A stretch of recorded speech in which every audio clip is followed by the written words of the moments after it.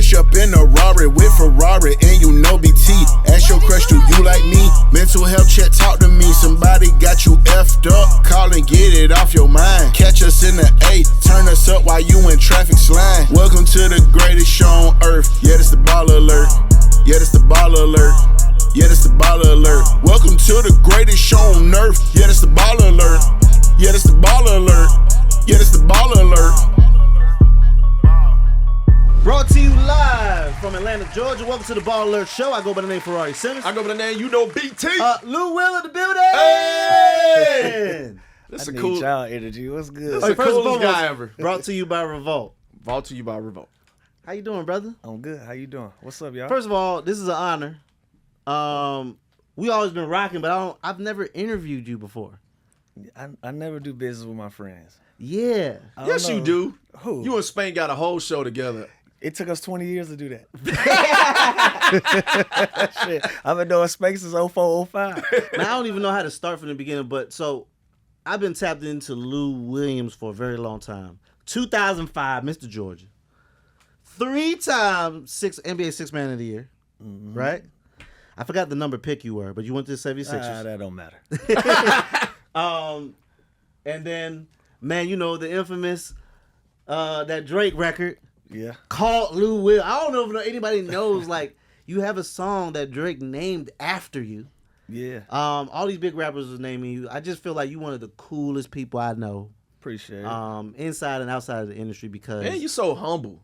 you know it gets a little weird. You meet people, people be weird as hell. There'd be a lot going on. Man, Lou will always be on some cool vibes. I appreciate it. I just want to give you your flowers I'm on glad television, brother. I'm glad I get a regular vote because I hear more of the weirdo votes than the regular votes. So I appreciate and I'm that. gonna say this as a Hawks fan, we miss you. Yeah, we miss you, bro.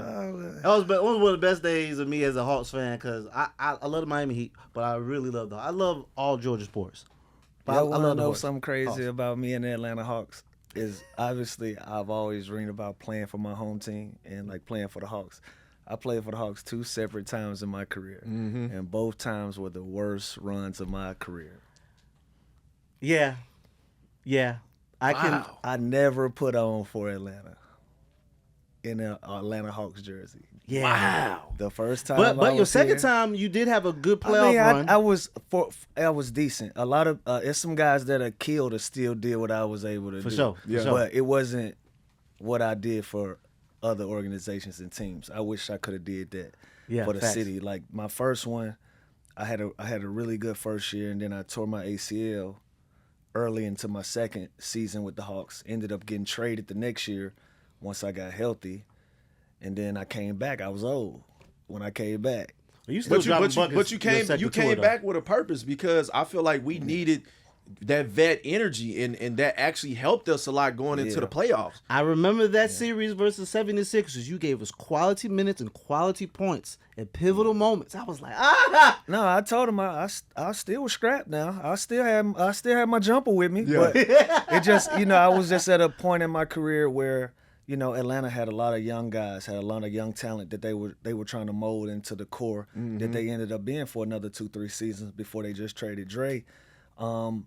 And they just that's what they needed. They needed like veteran leadership. They needed somebody to. We still need it. Yeah, I mean, but that part of the game done now because you used to have a vet minimum back in the day where for $2.5 million you can go out and get a vet, get an OG. Now you got 2-way contracts. So with 2.5, you can go get a kid that's 19, 20 years old with that same 2.5. You might be able to go get 2 or 3 of them for that 2.5. And let's say one of them turns into a star. and now you got him for a cheap price. Yeah. Opposed to a vet that can't give you nothing physically. He got a mortgage and It's a couple only- of baby mamas. You dig what I'm saying? That leads me to think that the Luka trade was all strategized. Because when we saw what happened, everybody couldn't believe it, right? And then you see the defense that the Mavs have now, which them getting the #1 lottery pick, for sure, which is a 0.01% chance of them getting. Yeah. Being from Gwinnett County, what specific city in Gwinnett? Willville. Gwinnett. What was the name of the high school? South Gwinnett. South Gwinnett High School. Yeah, the city was called Snellville. Okay, Snellville. Yeah, and then they gave me the name Lou Willville. One time for Snellville, giving that Lou Willville. Every my birthday is Lou Willville Day, so Hey, that was a nickname that they gave me. Time to bring it back. Man. I just want to say thank you. It's time to bring it back. You know, I got I was an Lou actual Will's premier geotag, host. so I ain't just popping it when I say Lou Willville. No, It's a no. geotag. So, Oh wow! yeah, it's official. And I just want to put it out there. I was Lou Will's premier host during the Indeed. It's heyday. time to bring it Indeed. back. Indeed. Good stories. We probably can spend some time on that. Some things that can't be said no more. Anyway, man, your high school years, brother, like you really took the nation by storm and the state of Georgia when I feel like, you know, sometimes Georgia needed an identity. Is it a basketball state? Is it a football state? Mm-hmm. I felt like you put it on the map to be a basketball state your year. I think, 2005. Yeah, I think my year was the tipping point, but like 03, 04 was major. We can go earlier than that, like Darnell Harvey, like 2000, 2001. And then 03, you got Dwight, you got Josh. Oh, yeah, because Dwight went to high school here in Atlanta. That's what I'm actually. saying. So Yeah, those I went guys, to a private school. they was like, Darnell was Naismith Player of the Year in high school basketball. That's the biggest awards you can receive. He did that 2000. Then you had Dwight #1 pick 2003. Then you had Josh as well come out of that. Randolph Morris as well. And then so what they did, and by 05, I was a storm. What made you say I don't want to go to college? I'm going straight to the league. I started living a different life. Straight up. Like your senior year in high school? Yeah. Like my junior You start year. getting that under the table money. I started hanging with Bow Wow, man. That's the Like, damn problem. Wait, time out. Seriously, you seriously started hanging out with Bow Wow Seriously. But in high school? I met Bow Wow through JD though. That's what's funny. I was And cool y'all, with Bow Wow, JD. you and Bow Wow are about the same We age. the same age. And JD was like, but JD was like, I'm gonna introduce you to Bow. Got it. You know what I'm saying? Because he like, y'all same age. I'm gonna introduce you to Bow. So I met JD, and JD introduced me to Bow. And I honestly started living a different life. I had a clear cut dream. You know, when you growing up and you know you intentional about what you want. I never had a B plan. You feel what I'm saying? Like I never had a B plan. I was arrogant enough to think like, bro, this gonna work. Now, did I think it was gonna happen that early? No. Sebastian Telfair kicked that door open. How do you get to the draft? Like, you're currently ranked, you get Mr. Georgia, but now it's like, okay, they're doing mock drafts. Do you get an agent? Does an agent find you? Like, they find you. Okay. Yeah, they The find phone you. was ringing. No, it's crazy. It's a crazy process, bro. Like you literally just going to dinners every other day. Now, when you get drafted, what's the first thing you do? Because as a rookie, this is life-changing money. Yeah. So, and I always wanted to ask an NBA player, do you guys get paid weekly? Every other week? You can however you want it.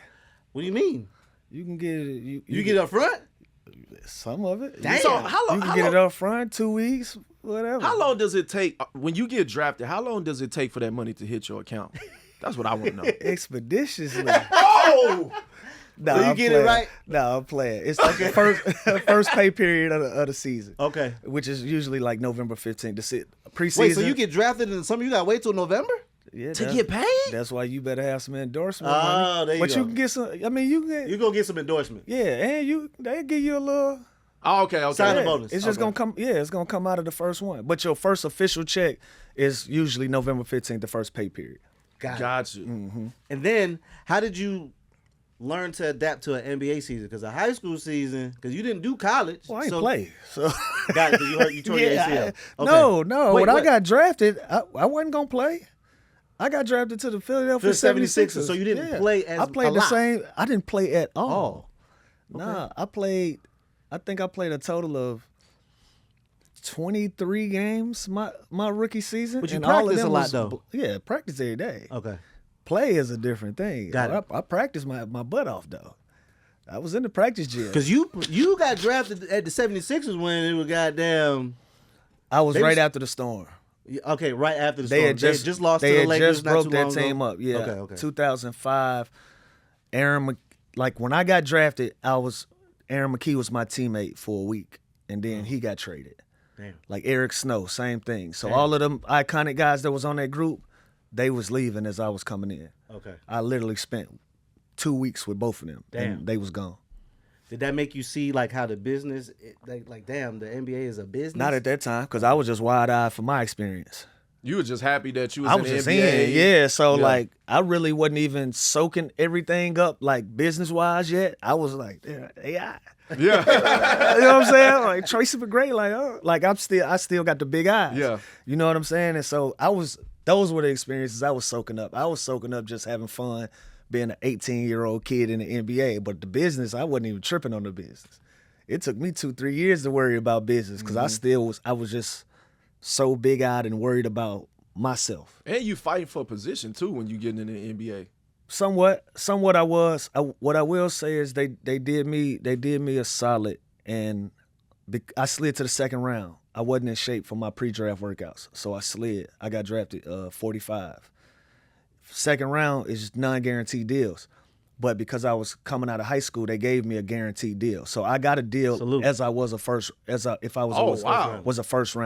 draft pick. So my deal was a guaranteed 3-year deal. So I had security in knowing that I had some time to develop and turn into the player I wanted to be. So. Now I know a lot of players that played back then was like, man, I wish I would have just been able to be born at this time because the contract that these guys are getting now, who you telling, is insane. Listen, I used to say this all the time because in the NBA it's like a thing where like the old heads always at war with the youngest. It's like always just tension. You know what I'm saying? Yeah. Like they couldn't play in our day. You know, they getting this type of money. They got load management. They ain't gotta play. All of it is about the money, dog. Oh yeah. All of it. And now that I've retired, I get it. You getting guys making $35 million a year. I got 3 6-mans. I'm seeing 6 men of the year like they looking at 18 to 20 million a year.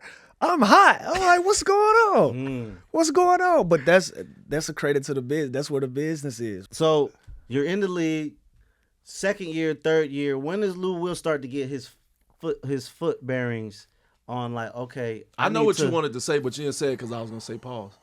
Yeah, exactly. I know what you want to say. Just say it. When do you start learning, oh, wow, I need to create some type of work environment, but on the basketball court?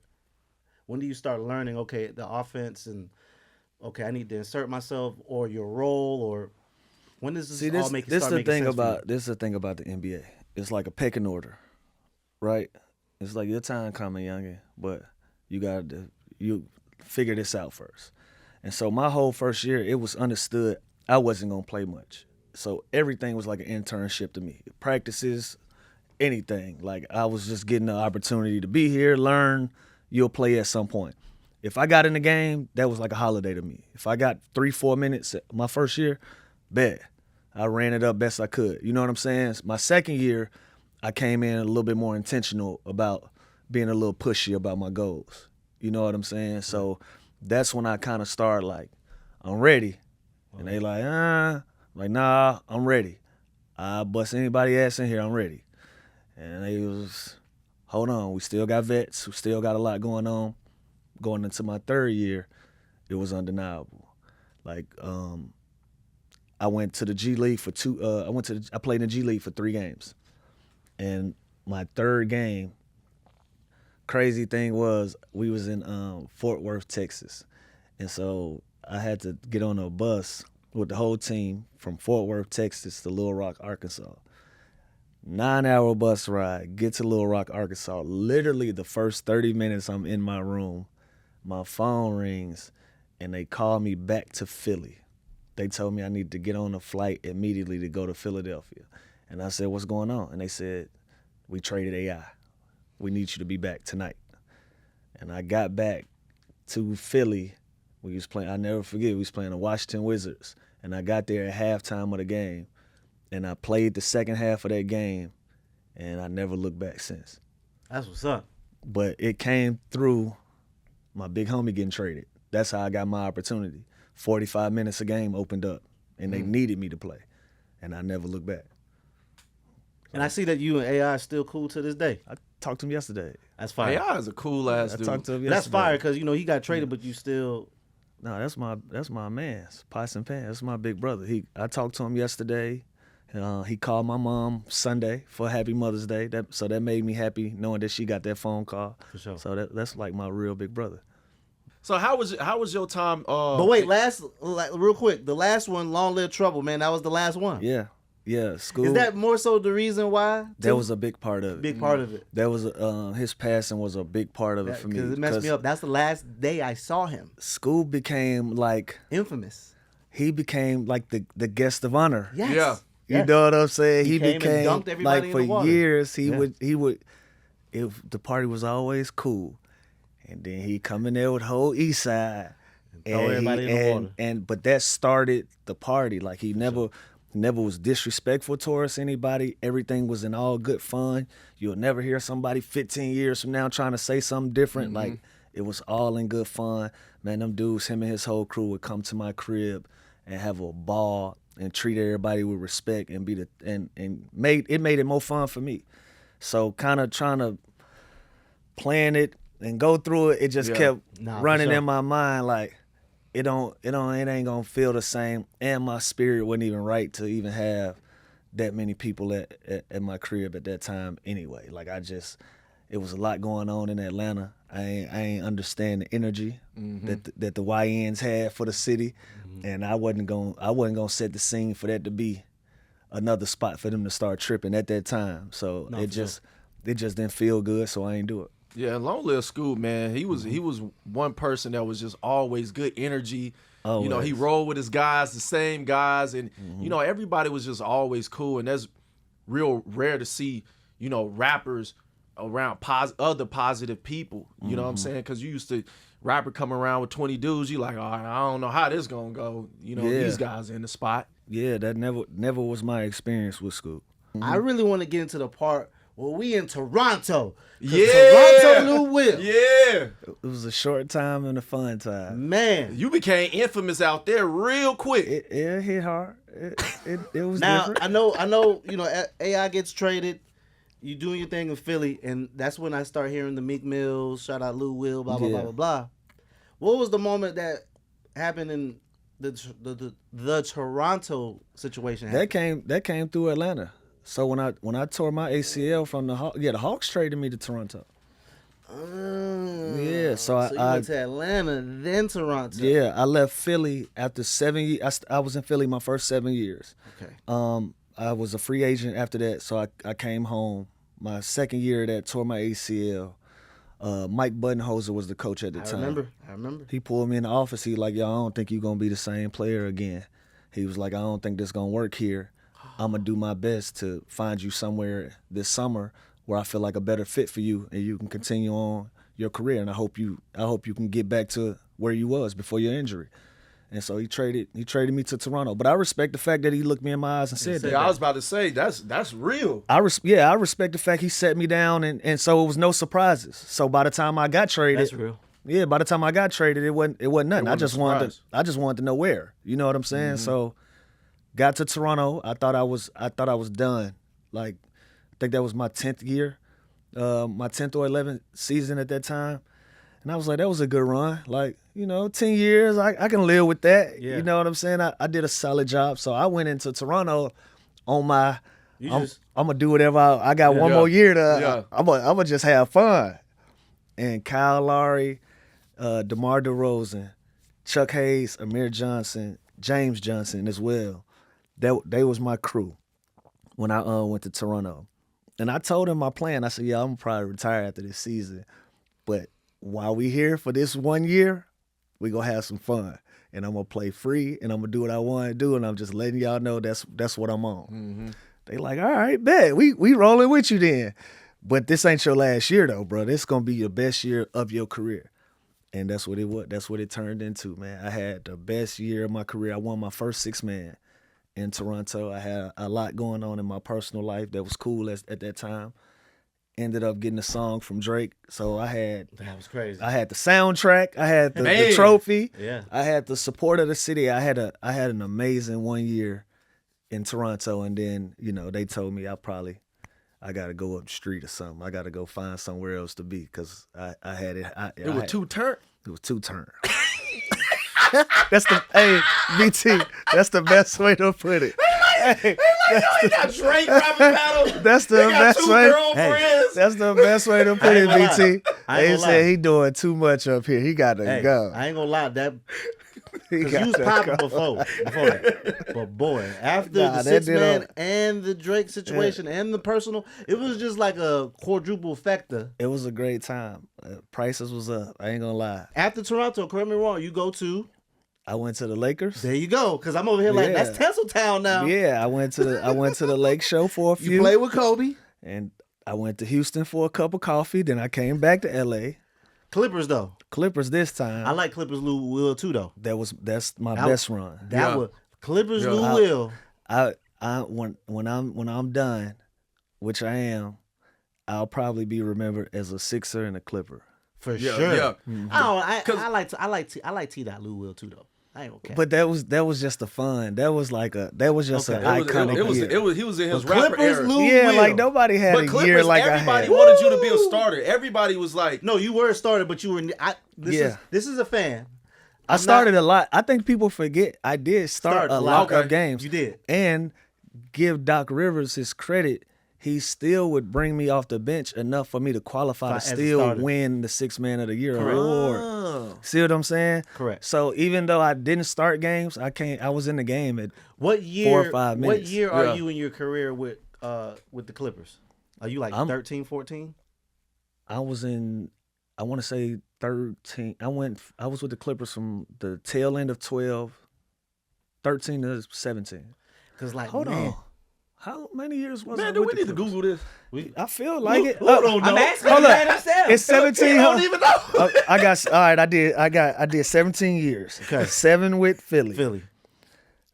2 in Atlanta, That's 9. 1 in Toronto, Toronto. That's 10. 2 in LA. So that's 11, So that's 12. 11, And then I went to Houston, but I only was in Houston for 3 months. Okay. So 13 to 13, and then Okay. until the beginning of 16. Got you. And then I played with the Hawks 16 to 17. Yeah. So yeah. Man, listen, man. I always was. I was like, man, I wish we had that Lou Will in Atlanta and just in that rotation, man. Because seeing They had a shot. They definitely did have a shot. They could have drafted me. But why does Atlanta always pass on the good picks? Like We had that's number one. we had Carmelo Anthony for the jersey, and then got him up out of there. You know what I'm saying? I just feel like sports, us as a I think sports they town. starting to get it together. The Braves is I going. hear The you, Braves is Man, going to we be talking fine about the for Hawks. a minute. I get to that. The Braves is going to be fine. Falcons. I like Penix having like a how we real look. shot. I like how we look, and depending on when this episode comes out, we in the season. Okay, But go ahead. I like where the Falcons at. Now the Hawks. I mean, they got Trey.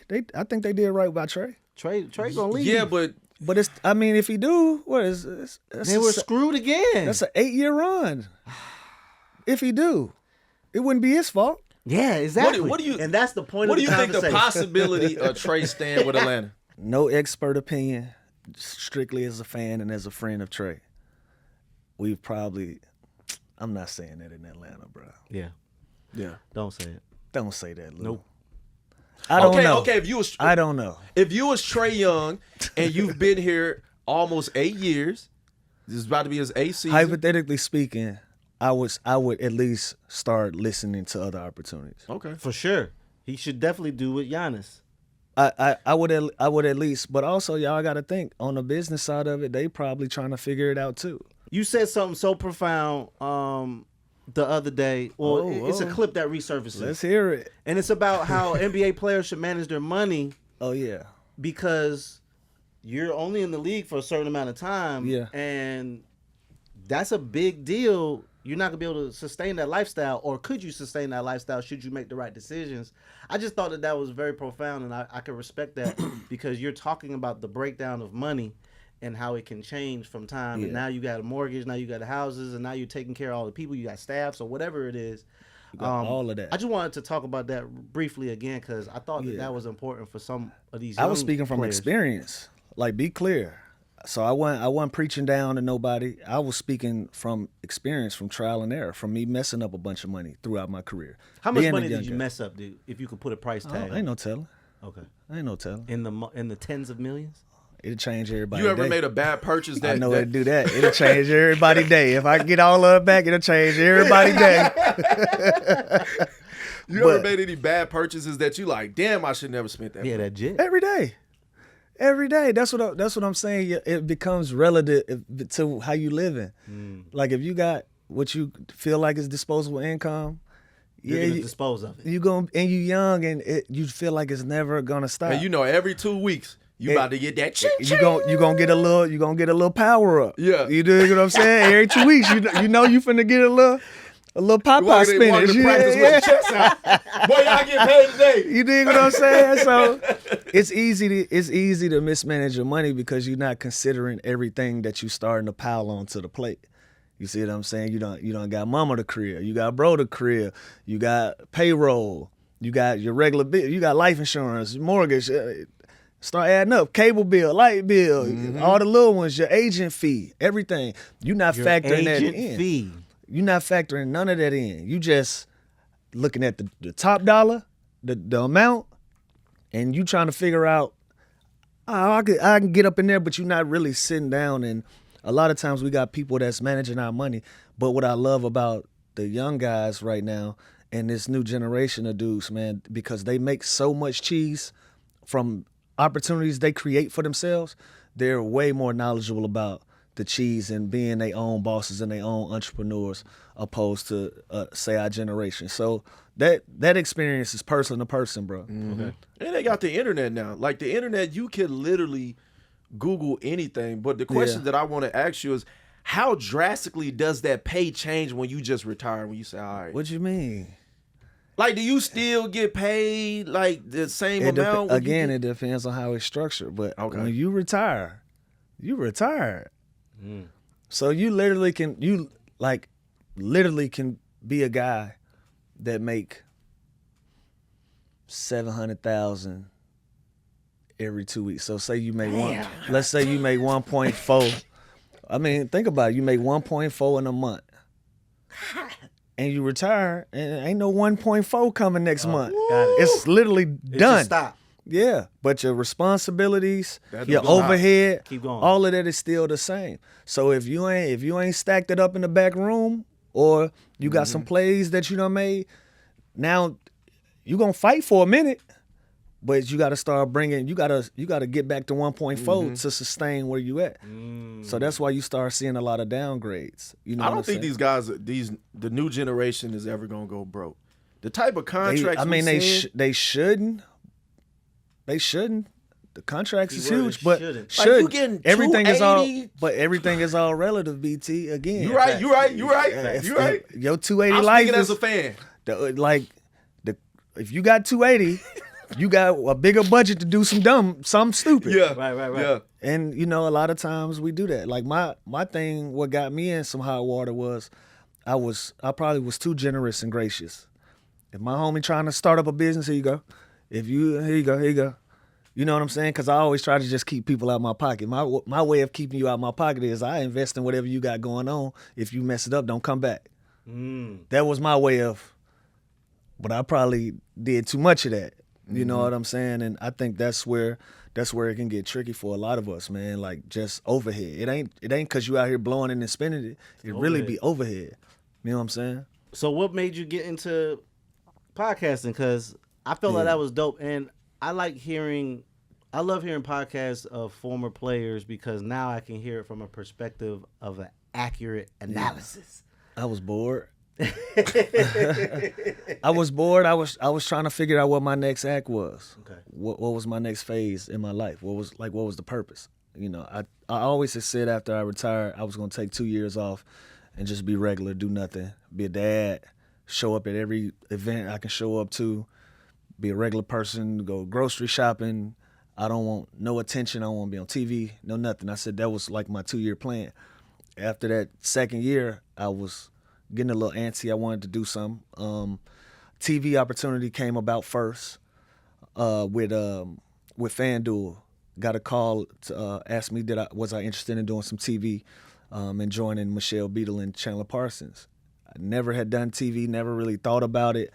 But they were very intentional and specific about wanting me on the show. you know, my agent came back.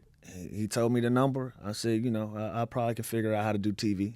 There you go. I probably figured out. What they offer? Yeah. I tried out. I tried out and ended up falling in love with it, man. Found something that I was passionate about again. It challenges me every day. Now I'm watching. I watch y'all. I watch everybody. Okay. I'm watching deliveries and everything. You know what I'm saying? I'm a student of the game now. I'm part of it. Is it just Lou and Spank? No. Who's the executive producer, bro? Oh no, we got a crew. Okay. We got a crew. We were blessed enough. We record at Kevin Hart's Hartbeat Studios. Fire. And we work with some of his staff. Shout out to Joe. Shout out to Kev. Okay. Shout out to E. Shout out all the guys. Jew, Vic. We got about a 6-7 man crew, and they do a great job, man. We had Spank and I had a vision, and every day we try to get close as we can to that vision, and man, we start working with them guys, and they saw what we were trying to build. Mm-hmm. They saw it. And, you know, we started working together, and now we've been fortunate enough to, you know, build and grow. We creeping up on 100,000 subscribers. Congrats on that, too. Amazing. Thank you. And we're doing it independently at this point. You know, FanDuel has put some sponsorship money behind us, but outside of that, we doing our own stunts, man. And y'all podcast is funny, man. I appreciate it. See, that's the ultimate compliment. I love it. Yeah, I be watching y'all podcast. That's what made me want to want you to come on our show too, man, because our podcast You gotta get Spank on here too. Yeah, because I didn't want to do a sports show, and he didn't want to do a comedy show, and I said, well, we got to meet in the middle. Yep. And that's what became of it. Like even people that watch the show now we got regulars. They started to figure out our cadence. So they was like, oh, okay, so comedian athlete. On the weekends we ratchet. We got this segment called the Mental Health Check-In. One time for the Faith Project. Keisha, what up? What up, though? Now, if Lou Will is having a bad day, if Lou Will is, I don't even know if you call it a bad day. You know what I'm saying? If you're having a moment, what does Lou Will do? Does Lou Will talk to somebody? Does Lou Will? What do you do for therapy? Do you go to therapy? Oh, man, that's a great question, man. Nah, for sure. I mean, what do you do? I don't know how much you want to know. But I'm usually I'm pretty medicated a lot. Okay, you take your meds. No, that's cool. That's cool. Yeah. Okay. Yeah. I want to share in the most herbalist of ways. Okay. Gotcha. Nah, that's cool. Yeah. Yes. Because I feel like people be wanting to know because, you know, mental health is a big deal, you know. Without a doubt. Now, but okay, so does that doesn't necessarily make the problem go away. Mm-mm. So now when the medication wears off a little bit, how do you address? It's evolved in my life. For real. It's evolved in my life. For real. I ain't realized JD put me on. I started walking. There you go. I started walking. JD, That's what I do. Walking, JD put me down. I like hiking. Hiking, that's another one. I'd rather hike. That's another one. But like for me, I'm gonna go 2-3 days. I'm gonna be really motivated on that hike, and then I ain't gonna go for like 2-3 months. Got it. But that walking, I'm consistent with, so I can throw my headphones on and vibe out and take me a nice walk. Okay. You know. And Lou Will as a father. Now I see. Are we still playing basketball? Absolutely. We all in. Okay. My baby girl, she just tore her ACL last month. Ooh. Had her surgery. Had a successful surgery. Okay. So we going through that. That's gonna be a journey, but I've been through it. Now, what grade is she? She in 8th grade. She in 8th grade. Okay. Yeah, she got a ton of time, but Okay. I love how she's carrying herself. You know, she dealing with it like a champ. You know, fortunately for her, unfortunately for some of our girls, she's experienced this before. She's had a teammate on her high school team that she saw tear her ACL. 2 teammates on a high school team that tore their ACLs. One of the young ladies on the team that I coached, the AAU team, she tore her ACL. So she's seen that, and she's been able to see those young ladies come back, and have some success. So dealing with that, but I'm fully committed to my program, Winners United Basketball. Coach AAU women's basketball. We got teams from all the way from 5th to 10th grade. Got about 65 to 70 young ladies under our umbrella, and it's been fun to watch them grow. My 11-year-old daughter Zoe, she plays on the 6th grade team as well, And my son, little 6-man, man, he 5. I don't know what's going on with 6-man yet. Do we got a little itch right there? Is he? He played, man. My son do anything. Okay. He done played basketball, played football. Okay. I'm trying to force the bat into his hand because I want him to play baseball Or soccer. You see what's Hey, going on over there? Going on in that baseball? Yeah, boy. I'm one of them dads. Hey, he getting that baseball about time. He getting ready. What is It's it? gonna be Hey, billion dollar contract. I'm trying to get him to swing now. I want him to swing right now. Hey, we think NBA players make money. Man, listen. baseball. Man, $700 million Baseball, contract. soccer playing with soccer got a different bag too. Yeah. Yeah. But it's like more world. With the It's soccer. global. It's Yeah, more global. it's a global. It's global more of a thing, global sport. Yeah. Okay, so as a dad, how do you not be too aggressive, but know when to say, "Hey, man, you gotta lock in," and then be like, "Wait, hold on." I know they're younger. I got the perfect balance because I coach her, right? Got it. And I got 10 other young ladies that's waiting for me for some guidance. So I really can't even just focus on her. You know what I'm saying? So Say less. and she a good kid. Like she don't even give me a lot to give her a hard time about. I'll be honest. Okay. You know what I'm saying? Like we got a very upfront relationship, and I'm talking about my oldest, but for all my kids, I set my boundaries and I let you roam and do your thing until you get up close, and I'm gonna let you know. So I'm not really giving you cautionary, hey. Okay. That ain't no special dad coach treatment. Nah, she don't need it. She don't need it. She talented. She don't need me to help her along the way. She talented. Like the first thing she said is, I don't want to wear number 23. I want to pave my own way. I want to be Jada Williams. I don't want to be Lou Williams' daughter. She want to be her own. She want to be her own boss and be recognized for herself. And she don't need it. She can actually hoop. So she don't need me to push her further along. Like all her teammates know what she represents for us. The people that she worked with at her school know what she represents. She would have been a straight A student this year, but she fell short with a B at 89.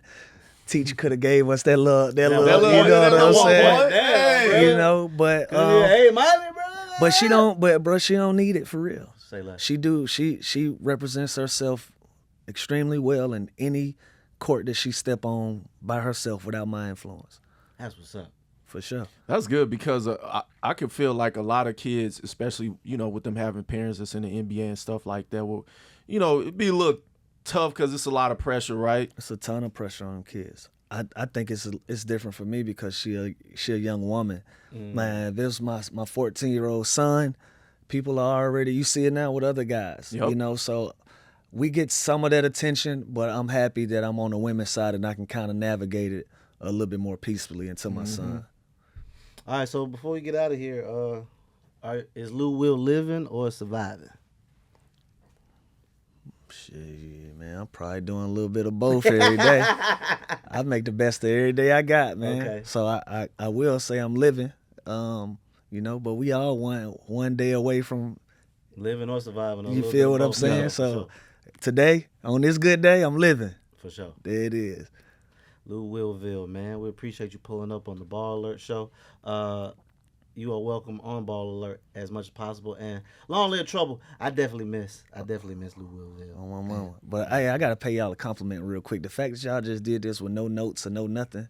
Oh yeah, we have conversations. And we've been doing this all our life though, bro. Yeah. This is like you playing basketball. You making 10 shots in a row. I'm part of the game now. Like I said, I'm a student of the game, so I respect that. And before we take it out of here, like usually, like if I had some notes and I just kind of skim through it, but then we do our style is very unique because we do conversation. Yeah. And then we'll navigate based off your energy. No, that's a fact. But then we also know you too, so it's gonna be. That's a fact. I already knew this interview was gonna be good because we know you. That's why I said we got to get Lou.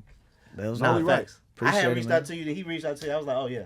He was like, I got Lou. I wasn't ducking y'all. I've been moving around. Yeah. Trust me, we completely understand and we appreciate you coming on the show. And I gotta come do y'all show, man. Both of us gotta come do y'all show. We want to host a live one though. Yeah. Let's do a live one because we do live ones too. Let's do it right. Let's figure it out. We'll be in ATL soon, but we would love for y'all to pull up to LA and see what we building out there, man. Okay. We got a special thing. He love LA. Yeah, let's do that. Yeah. BT weekend. There you go. There we go. Okay, Let's say do less. that. The Ball Alert Show brought to you by Revolt. Lou Will. Peace. A-Town.